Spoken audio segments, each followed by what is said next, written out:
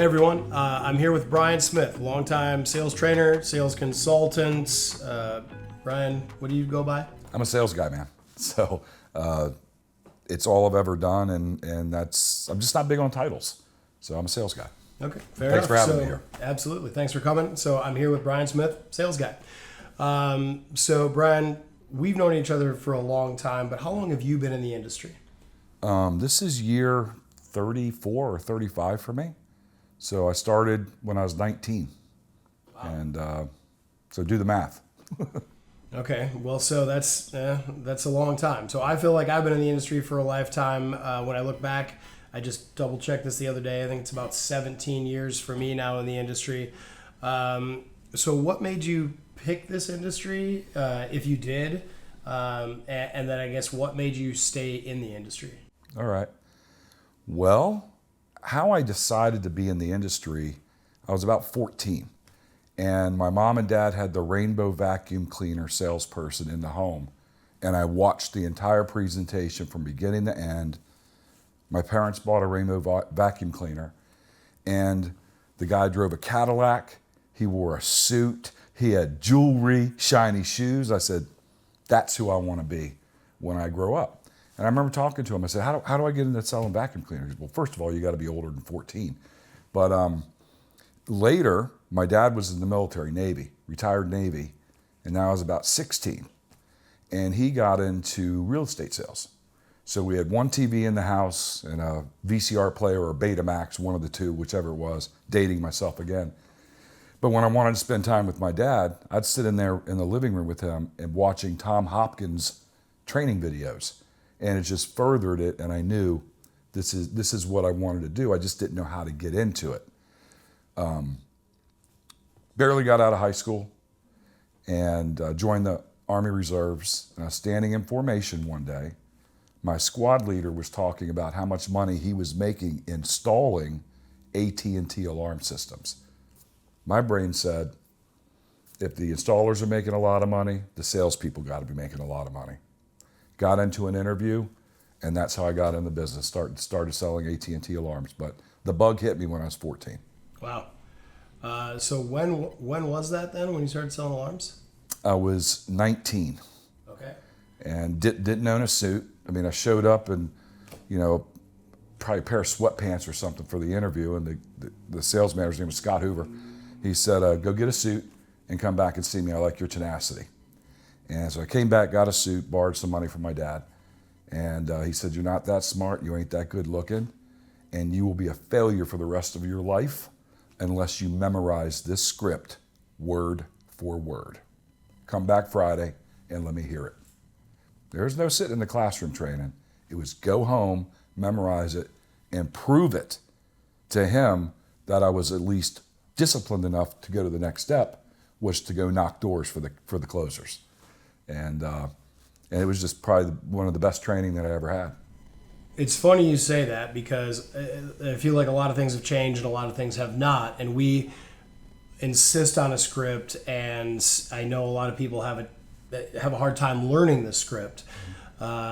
So do you think that's, I think I know the answer to this, but do you think that's still important to get that kind of baseline established going out into the field? Absolutely, and it comes from leadership, convincing the salesperson that this is the only path to success. It's not gonna stop you from being yourself, but you got to take everything that you know. This is what was taught to me. Take everything that you know, Brian, put it out here. Open your mind. Take this in and let the two blend back together at some point in the future. That could be 60 days from now, 90 days from now, whatever, but your style will blend with it. But you have to learn these words first. If the script is written right, it's persuasive language. It's right brain language that allows the customer to feel, what's going on in the intimacy of their home, right? And the only key to getting a decision is if the customer feels at the end of the visit and during the visit, number one, the rep cares for me. Number two, he's educated me or she's educated me and shown me a product and a price point that will make me happy and solve my problems. And it just wasn't about learning the script though, Dave. It was ride-alongs. I went on 3 ride-alongs, and there was a guy named Scott, and he was so enthusiastic and gregarious in the home. I said, okay, that's the style I want right there. That matches me. Where the others were like lecturers, and coincidentally, Scott had the higher close rate, the higher performance, and I saw the script in a totally different way than I saw from other people that were skipping things and saying their own. It was just it was just different. And so I think a lot of my success came from modeling others that I saw. I had very, very good mentors and great mentors in my career. Absolutely. I would argue that there's no such thing as a natural salesperson, and that learning a script and a system is paramount. And then if you do have that, I've heard people say the gift of gab, and I love talking to people, so I love sales. So in my experience, that's not enough. And having a script and a system blended, as you say, with that gift of gab, or that ability to communicate with people, is really what it takes to get to that next level in sales. Absolutely, because in high school I was so shy I couldn't speak in front of a public group. Any of the things I had to do, oral presentations, I could only do in private with my teacher. I was too shy to. But when I learned these words, I remember that, and I didn't come out of the gate strong. I mean, I ran 9 appointments with no sales, and what do you think I was thinking? I would be stuck running a jackhammer for the rest of my life, or working in a fast food restaurant. And then the day came, and my confirmer, his name was John Wise, and we would call back then. We'd call in from the customer's house or find a payphone, call in, result your lead, and pick up your next lead. And John goes, "I'm glad you called in, because I've been holding this one for you, Brian. Bill Foot's on vacation, and this is a referral. She knows the price, she wants the system, but I told her I'm sending a new guy, and he's going to do the full presentation, but here's your first sale." Man, I drove that. I think I broke every law on the way to that house, because I'm going to write this deal, right? And I get there, I do the presentation of my life, and I roll price and say, which one of these plans works best for you? And she said, wow, that's a lot of money. I'm going to have to get some other quotes, and I never, ever make a decision in one day. As I shrugged my head in defeat, I go to the phone, I call John, I said, man, I don't know what I did, but she's not going with the program. Now, I forget what he told me to say that day, but I said it, and I wrote that deal. Then I experienced my first sales high, where you're lost in the neighborhood, driving around, running over squirrels and mailboxes, and made it back to the office. And turned in my paperwork, and John said to me, all right, kid, that's what they called me back then, the kid, why'd you sell it? I said, well, it was a referral. She knew the price, and plus those magic words you gave me. He goes, first of all, I lied to you about her being a referral. She was not. What? So now tell me, why did you sell it? I said, I don't know. He goes, because you finally believed that you could. That day I learned, once you learn the script, then the confidence has to come. And once you believe that you can do it and you have that confidence, it's off to the races. I was number 1 in the company after that. I was selling everybody that was breathing. It was not a matter of if, not a matter of when, it was a matter of how much are we doing, in this. And, I boil it down to 3 things. You've got to be, to the customer, you got to be likable, relatable, and viewed as an expert. If you're likable, relatable, and viewed as an expert, it's very difficult for them to say no to your offer. If what's presented solves their problems 100% and is presented in a format that they can afford. And even today, most home improvements are less than a cell phone bill. So depending on what we're doing.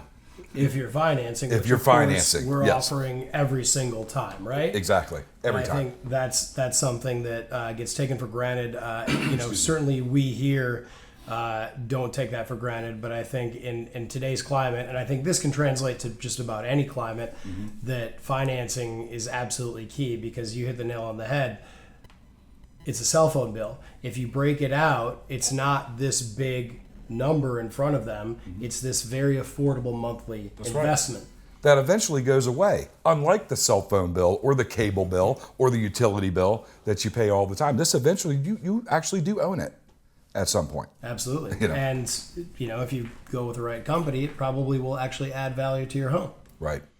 But you asked earlier too about, I think you made a statement actually that salespeople have trouble learning a script. The reps that have trouble learning a script don't believe in it, or they're undisciplined enough to apply themselves to it. They want that fast money, but they don't want to earn it. See, in this business, success can't be bought on credit. It has to be paid for upfront in advance by me, you, your reps, the other reps. They put the time in, and then they reap the rewards later.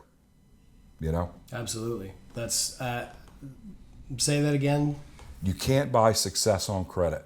You got to pay for it upfront in advance. You got to earn it. Absolutely. Couldn't agree more. So I've heard, and we'll jump around a little bit here, and I think both of us have the ability to go off track and go on a tangent, which is perfectly fine. So I've heard a lot of very smart people recently saying that first call close doesn't work, and it's kind of a two-part question or statement, I guess, and you can respond. First call close doesn't work, or people's time is so valuable now they don't have any time anymore, so you got to shorten your presentation to adapt to their short attention span. What are your thoughts on that? I'll reserve my thoughts and respond this way. A consumer will continue to shop until they meet a salesperson. Period, end. Right? So as far as closing on the first visit, if the salesperson connects with that customer, they don't have a desire, right? So let's pose it another question. If that statement of people are time poor, they don't want to have 2, 3, 4, 10 other companies in at 2 hours a visit or 3 hours a visit and make it a full-time job, right? And today, especially with the information they have online, they have selected who they want to buy from. Is who they're getting the information from. They've also deselected who they don't want to get information from and they called Mad City or they called XYZ or whoever. For what I need to find out, why am I here? See, this is about you. This is about you, the customer. It's not about me. I'm here to provide a service to you, right? It's like the Knights of the Round Table, right? They have a warrior spirit, a servant's heart, and the right to always the willingness to always do the right thing. And the reps that understand that, they don't fall into that crap about one call closing or the customers are time poor. They're only time poor if you're boring and you're not, tailoring this presentation to their needs. Then they time close you, right? They look at their watch and make you nervous. So that's my long-winded response to your very pointed question. I think it's again hitting the nail on the head as far as we're concerned, and from everything I've seen, time in the home correlates to success. That's right. Obviously, unless you've got the one person who's got you there because they wanted somebody to talk to, and those I'd argue are 1 in 1,000, and everybody else, if you're there longer than 2.5 hours, the magic starts to happen. That's right. I'm going to be there as long as it takes. Now I have sold a bathroom or replacement windows in an hour and a half, but I've also, it's taken me 4 or 5 hours. Mm-hmm. I understand. I think it was the other night in your company. There was a $90,000 order made at 1 o'clock in the morning.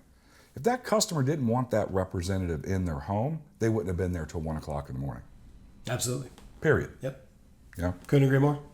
Okay, so on to kind of companies in general, because I've been seeing this, especially, there's obviously changes in the economy, and we're seeing some of that shift now. Now, we're also currently in an election year. Are there any patterns you've noticed when you see a company fail that you can tie back to, I've seen this before, and I can kind of tell why that happened? Yeah, it's resistance to the process. You've got In my consulting career, I saw best practices and worst practices. I saw companies that were $3 million, over $100 million. And the difference was most of the smaller companies that never tasted real success, they dealt in that struggle every day and never adopted a sales methodology, a lead setting methodology, a communication methodology, a production method.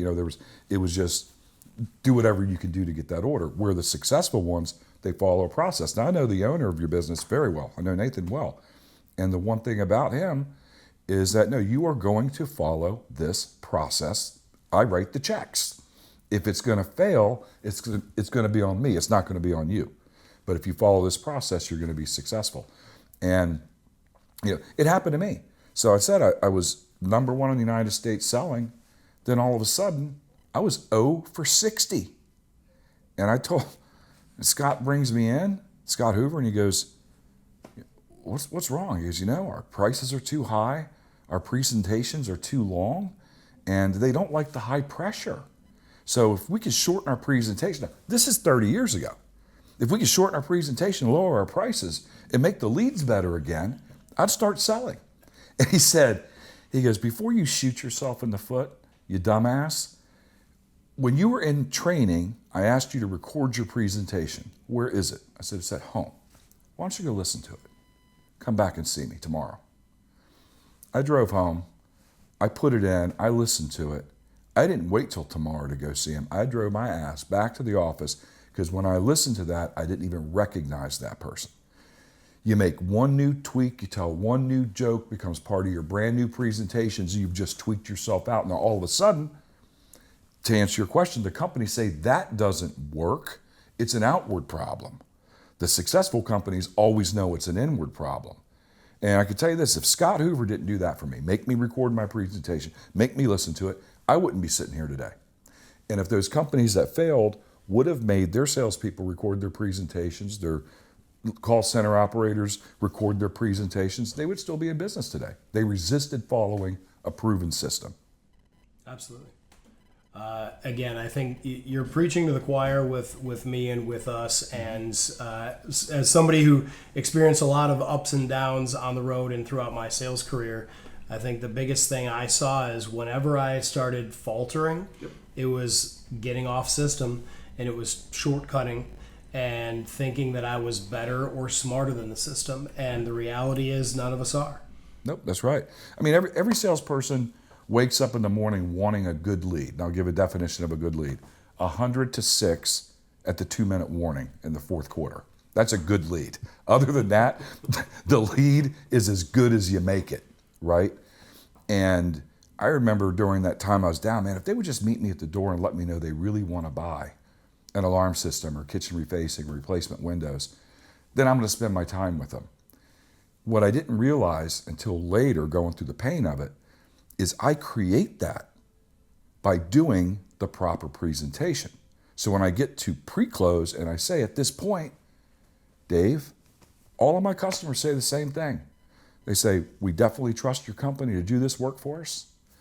We love the product that was designed and feel that it will do exactly what we need. Do you feel that way, Dave? Absolutely. Lastly, they say, Brian, if you can make this fit in the budget, we'll do it. If we can't afford it, we can't do it. Is that where we stand right now, Dave? That's the good lead I've been looking for when I woke up that morning. It took me 2 hours to get there. It was like, boom, I should have had a V8. Hit me in the head. It took me a while to figure that out. And if we can get our salespeople to realize that, they could increase their income by 35% overnight. Absolutely. We see that internally. We see people whose income drops and they get back on system, and it happened to me as well. My income went back up again after getting back on system multiple times. And I tell a lot of our new folks, one of the biggest slaps in the face to me was seeing a sales rep I was riding with, arguably terrible rep, did just enough parts of our system correct and walked out of there with a deal when I was ready to shoot myself in the face after a terrible presentation, but hit just enough hot buttons for this homeowner and did just enough right to get that deal. And those things that I had missed. I just watched somebody that I didn't think was going to make it in our industry. I watched that person hit just enough points to close that deal. Right. And I asked myself after that ride along, what am I doing? Because I was still selling at the time as well and managing a team. Why am I shortcutting? Why did I take those steps out? Right. When I just watched this young, inexperienced, arguably terrible rep close a deal with him. Right. And not much else. It sure wasn't charisma, and it sure wasn't confidence. It was just enough of the system to work. Right. So I think, again, getting back on that process is just there's nothing that can compare to following a good process. No, you're right. The easiest part of this job is following the system. The hardest part of this job is the monotony of following the system, right? I've said it 1,000 times. I want to say something different, but I have to remember and remind the reps that I'm working with, it's the first time the customer has ever heard it, Yep. right? Give them your best performance. They're buying you at the end. I think that's really important to understand, especially for those of us who've been in the industry a long time. A lot of our team that's been with this company for a long time is no matter how many times you've done this, it is their first time. Well, they've had other estimates too, not like yours. That's right. And they haven't heard us before. Well, they've had a bunch of other companies out, but they haven't had us out before, and they haven't had you out before. So you have to give your best performance every single time. That's right. And if you do, chances are pretty high they're going to buy. That's right. Great. So that kind of ties into my next question. How do you stay motivated? Well, yeah, I got bills, right? I want to retire one day. The motivation for me is two ways. One, it's self-serving, right? I want to earn money. I want to win. I want recognition. But the other part of it is the servant part. I feel I have an obligation to pull them out of the market so they don't get ripped off. More people get ripped off in our industry than they are happy. You know, last time I looked, I think it was less than 30% of people that buy a home improvement are actually satisfied with the work when it's all said and done. And that's a motivator for me because that's a stereotype. If the homeowner's done any research, they're fearful of that. And now they're going to give me a commitment for $30,000, $50,000, $20,000, $100,000, whatever, and have to wait 10 to 12 weeks to find out if they made the right decision. That's scary. That's a motivator to me because somebody else is going to come in and tell them the exact same thing that I did and actually take advantage of them at the end and rip them off. So what motivates me is doing the right thing and then getting the reward for it later. A good friend of mine said, don't chase money, let money chase you.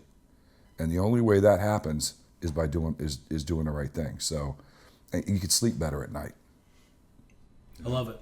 I had a sales rep recently, and they were with an elderly woman who had just lost her husband looking for a walk-in shower, and called me afterwards. And this rep was very emotionally worked up and said, I want to know what I should have done here. I felt so bad for this woman. She just lost her husband. She needed a walk-in shower, and I just felt like the price was too high for her. Okay, so I did my very best to stay as calm as possible. And I said, let's look at this another way. I would argue that you just did immeasurable amount of damage to this woman. And the rep said, what do you mean? I said, because the next person that goes in there will not have the same empathy that you did. And so to your point, do we screw some projects up occasionally? We're huge. Of course we do. Yeah. But we're always going to make it right. So regardless of what this project may cost, how much is it going to cost to do it over again? Right. Or how much is it going to cost if it was installed improperly and there's a fall? Right. In the case of a shower, or if something fails and they have to do it again. So I couldn't agree more with kind of that mentality. Like, we have an obligation to give them a product that we know is going to be backed up at least. That's it. I mean, it's not my money, it's their money. So who am I to judge whether you can afford it or not? If you can't, you'll tell me. Now, it never makes sense to spend more for something than what it's worth. You and I agree on that. But it makes even less sense to not spend enough to get it done right, because that will always cost you more in the end. I'm obligated to make you understand that, make that widow understand that. Yes, you could get this done for less, but it's not this, and there's no guarantee it's going to be right. Is there any question in your mind that if you selected Mad City to do this and something went wrong, based on our reputation, will we take care of it?